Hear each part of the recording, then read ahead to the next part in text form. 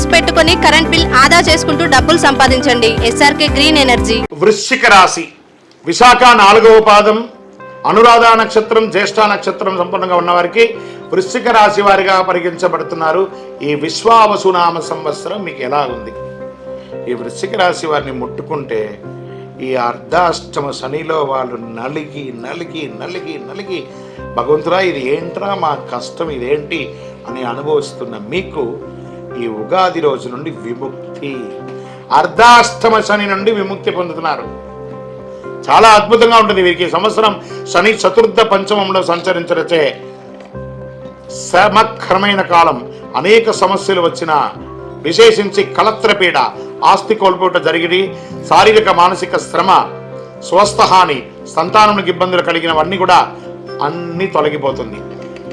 మర్యాద భంగమైన చోట విజయం సాధిస్తారు. స్వజన విరోధం కలిగిన చోట గెలుపు పొందుతారు. చైత్ర వైశాఖంలందు సప్తమ గురువు, కార్తీక మార్గశిరంలందు భాగ్య గురువు అగుటచే అనుకూలంగా ఉండగలడు. ఆరోగ్యం, రాజదర్శనం, ఇష్టకార్య సిద్ధి, గౌరవ మర్యాదలు, కీర్తి ప్రతిష్టలు కలుగుతాయి.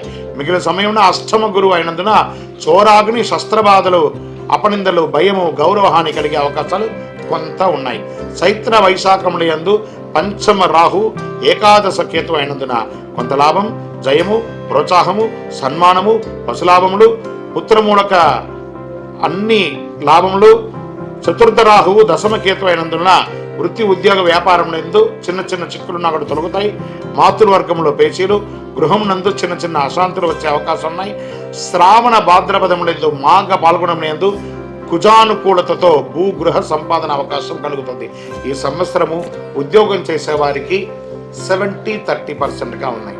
శని బాగున్నాడు, గురు కాస్త ఇబ్బంది పెడుతున్నాడు, మిగతా గ్రహాలు బాగున్నాయి. ఇలా వ్యాపారస్తులకి కొత్త వ్యాపారం ప్రారంభించకండి, ఉన్న వ్యాపారమే చాలా బాగుంది అని కూడా చెప్పచ్చు. విశేషంగా వృశ్చిక రాశి వారికి మంచి కాలం రాబోతుంది. ఉద్యోగస్తులకి మంచి స్థానంలో మీరు కోరుకున్నటువంటి ప్రమోషన్, ఇంక్రిమెంట్, అది ట్రాన్స్ఫర్స్ వచ్చే అవకాశాలు ఎక్కువ కనబడుతున్నాయి. విద్యార్థులు మంచి విద్య చదివి ఉద్యోగం కోసం ఎదురు చూస్తున్న వారికి మంచి ఉద్యోగాలు రాబోతున్నాయి. వివాహం కాని వారికి వివాహం, గృహప్రవేశాది శుభాది కార్యక్రమాలు ఎక్కువ జరిగే అవకాశాలు ఈ సంవత్సరం మెండుగా ఉంది అని కూడా చెప్పచ్చు. సర్వీస్ సెక్టర్ వారికి, ఐటీ రంగం వారికి కూడా చాలా బాగుంది.